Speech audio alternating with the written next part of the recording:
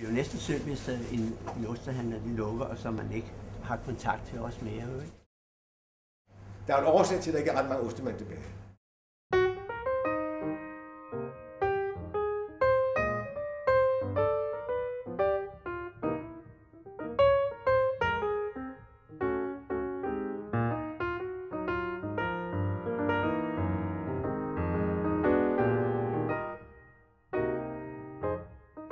Vi har haft forretningen her, min kone og jeg, i 42 år.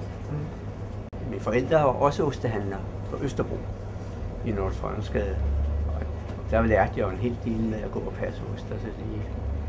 Vi skal genskabe noget af den der trolddom, der var at køre en osteforretning. Man havde vinduerne, der løb vand ned. Har I set det? Sådan nogle bølger.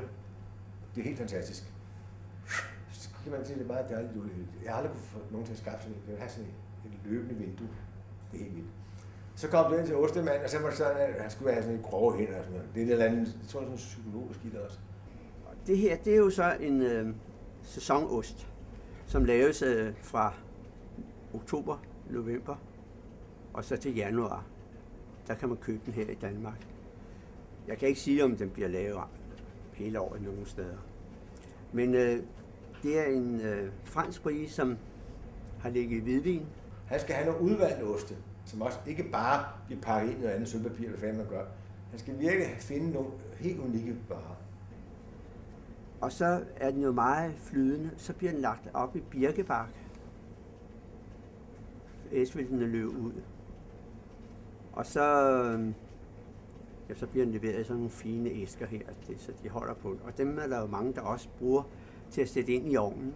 Hvis du går 30 år tilbage, så var kvaliteten af supermarkedsost meget bedre end der er i dag.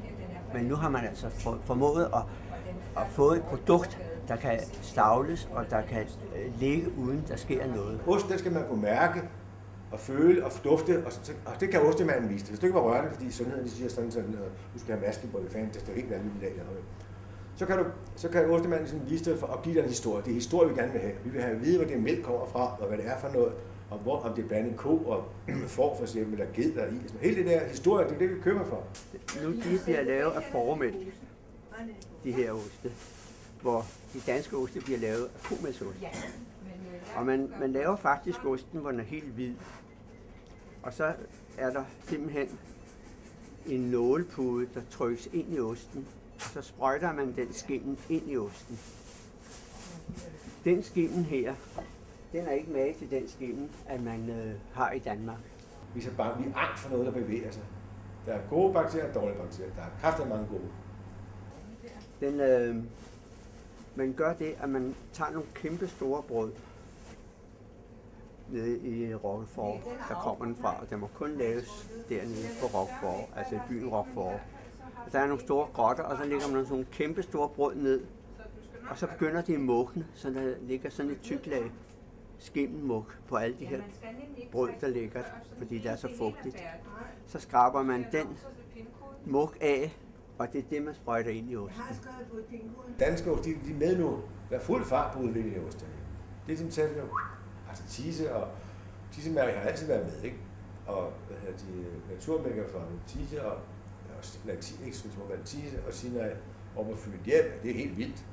Det er bare for et bestemt publikum. Tise, det er det eneste, Tise er det eneste mærkeri i verden, der kan lave så mange ting hver dag, økologiske og biodynamiske, og så holde klassen, holde smagen og fylde. Det er det eneste, der kan lade sig gøre. Den her ost, den hedder blå kornblomst, og den sælger vi allermest af. Den bliver lavet op på Tise Mejeri, og det er sådan en gorgonzola-type, men den smager rigtig godt. Det bedste er, at du får lov at smage sådan hen over disken, så er man solgt. Det er både godt for varen, og vise varen, og samtidig er det hamrende godt for din smag. Du smager på det, men det er vidunderligt. Du kan bare komme mere ind på supermarkedet også, hvor de synes, vi gør i USA, hvor man får lov at smage og røre tingene. Det er godt. Jeg køber oste her på grund af kvalitet, på grund af stort udvalg, og på grund af god rådgivning omkring oste. Du er mere sikker på at få høj kvalitet, når du køber ost et sted som her, frem for i supermarkedet. I supermarkedet der har du ikke den samme rådgivning, vejledning, og derfor så er det lidt mere en surprise, når du kommer hjem om, hvorvidt det er god kvalitet eller ej. Man vil ikke køre så meget inden for supermarkedet. Man vil ikke købe så mange forskellige produkter inden for ost. Det er så mere ensrettet. Det skal bare være nemt at pakke og sætte etiketter på og stavle ind. Der er en årsag til, at der ikke er ret mange ostemænd tilbage. Eller ostehandlere havde ikke tilbage. Fordi det hele det går op i en stumsur. Og så går det også for os. Vi vil have prisen. Vi siger ikke, hvad er det for noget, og har jeg råd til det i dag, eller råd til at være. Mange gange er produkterne blevet så dårlige, så afstanden for vores produkter og til supermarkedsprodukterne, den bliver meget større. Og så ser man med det samme en fordel ved at få et bedre produkt. Vi presser altid prisen. Det første, vi siger, hvad koster den? Hvorfor kan vi ikke spørge, hvad varen er? Prisen er jo lidt dyrere, når det er lavet af små producenter. Men det er også meget bedre selvfølgelig, ikke? Og så er det frisk udskåret, ikke? Men så er det jo det, at mange siger, at prisen smager mig. Det er altså at sige, at de bare køber det, fordi det er billigt, ikke? Ostens mangfoldighed er meget, meget stor. Vi bruger dem som baben i ovnen. Ja, og det har været en stor åbenbaring til det osten, men man skal sgu vide noget om dem, fordi det er for nemt andet. Men der er stadigvæk nogen, der åbner og kører en ostforretning og viderefører den. Og jeg vil også nok sige, at jeg arbejder i hvert fald på, at nogen vil overtage den her forretning her og føre den videre. Det er jo næsten også være synd for kunderne, at de kan få deres ost.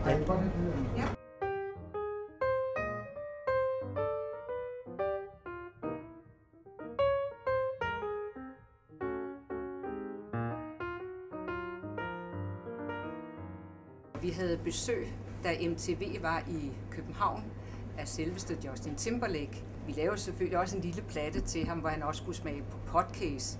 Og det er jo faktisk Danmarks mest, hvad skal man sige, den er stærk og specielle ost, ikke? Gammel ostemester Michael om. Nå, men de var her også en times tid efter. Klokken 7 var de her. Og så, kom han alene ned ad trappen. Han har en meget god entré, jo sådan set, ikke? Og så stod jeg og sang Just in Time, You Found Us. Og så sagde han så, sorry. Og dansede lidt og var rigtig sådan, hvad skal man sige. Han var i godt humør. Ja, det var han. Han sang for vores ko derovre, og lige så gik han over til æslet også. Og, ja, men det var en oplevelse, det må jeg sige.